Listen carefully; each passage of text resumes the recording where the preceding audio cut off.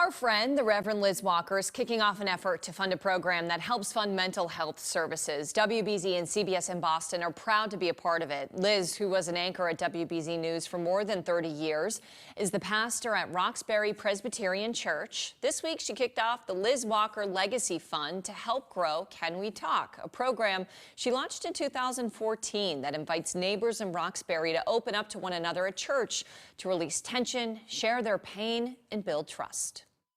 It works because it is a community program. There's no hierarchy. I don't have all the answers. We're all wounded right now, and we're trying to figure out ways to mend broken hearts. And coming together, we can help each other. Can We Talk? That is the name of a new program in Roxbury to help the community cope with trauma, violence, and grief. It was started by a member of our WBZ family, Reverend Liz Walker. She sat down with our Lisa Hughes to talk more about the program and explain why it is deeply personal. We started out with monthly sessions that just had a sign on the front of the church. I think it's still out there that says if you are struggling with pain or grief or loss, come on in on Thursday nights and let's talk. Can we talk? Why do you think it is that it is so effective? You know, the secret sauce is the people trust it, and they themselves learn about trauma. You learn about tension, you learn about stress, and we hopefully give you some tools that you can use when you're not here. Breathing, really focusing on being in the moment. Not being afraid to tell somebody, you know, Lisa, I'm having a bad day. Just need to talk to you. Do you have a minute? Or not being afraid to reach out and saying, are you okay? Exactly. That's all we're saying here. But we live in a world right now that things are so polarized and things are so tense and everybody is so stressed out that we're not taking the time to do that. So this program has helped, and that's why it's growing, and that's why we want it to continue to grow. It's not a franchise. We're not selling anything. We just want you to know that there could be a safe place in your community that could help you. I have to think that this is also changing the way people feel about their role in their community and about their neighbors.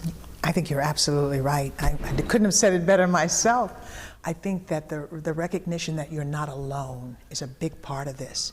What happens in urban communities now, people hear sirens all the time, they hear about crime all the time, so you lose a trust for your own neighborhood. You may not know your neighbor, and so you kind of, you know, close yourself off. It is when you hear other people say, I am going through some hard stuff now, and I want to share it with you, that you feel, well, gosh, she's going through what I'm going through. And that helps a little bit. That forms community. Then the idea that together we can walk through this and I'm not going to leave you, I think that helps strengthen community. And it's not just about people in an urban setting, and it's not just about violence. Trauma hits us all in one way or the other. And if we don't share, if we don't reach out to each other, I think we're going to be worse off, not better off. The Liz Walker Legacy Fund. What do you hope your legacy is? If I could be a part of healing out of this horrible pandemic, just that, not even the social issues in the country and all the other issues that have us all broken and have us all in pain, if I could just be a part of that, that is an amazing legacy for me. I guess I've always wanted to be a part of what is healing in the world. Where did that come from? I don't know.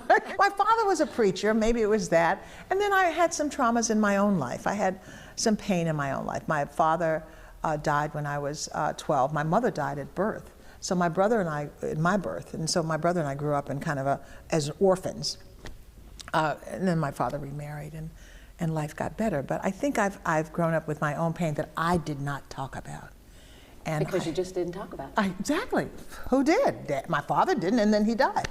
So now thinking that I can show somebody my healing and the process I'm going through is very helpful. And then I also think the other idea that maybe this will have some impact on a violent community, on a community that's seen more than its share of violence.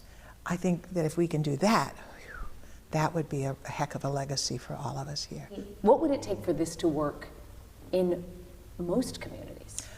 I think all it takes is a group of people who are willing to give of themselves, because we have a core group here, all who are survivors themselves in one way or the other of something violent or something horrible, who've decided, I'm beginning to heal, so now I can help somebody else. What would you say to someone who has a lot inside and is afraid to let it out? Good question. I would just tell my story. I remember a situation at the beginning of the COVID-19 when I went to get some coffee, and the woman was so nice, and I'd been isolated for a week or two, and she was so nice at the window of the drive-in that I just broke down crying. And I thought, you know, that's more than just this moment. Something is going on. In that moment that you broke down, did you recognize it for what it was? I did, only because of this program. I've healed and am healing through this program. So that's why when I say, I speak from what I know, not from what I have, written or what somebody told me. I think that we approach it from the fact that we're all broken. You don't have to share your brokenness if you don't want to, but we recognize I'm broken, we all are, we're human. That's life. Condition. Right, exactly. So, in recognizing that and being willing to say that to people, sometimes that makes people feel a little less, scared. If I say, look, I got my issues and I can share them with you or not.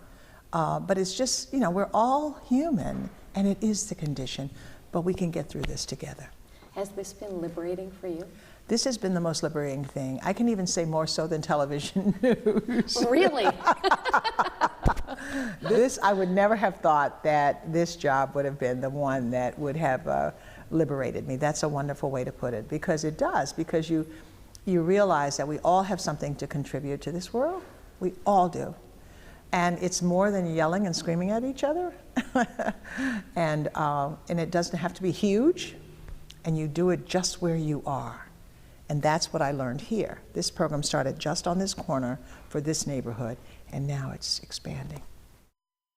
Well, Can We Talk is now helping people in 7 Massachusetts communities, and the Liz Walker Legacy Fund is more than halfway to its $2 million goal to expand the program. To learn more and to donate, go to canwetalknetwork.org.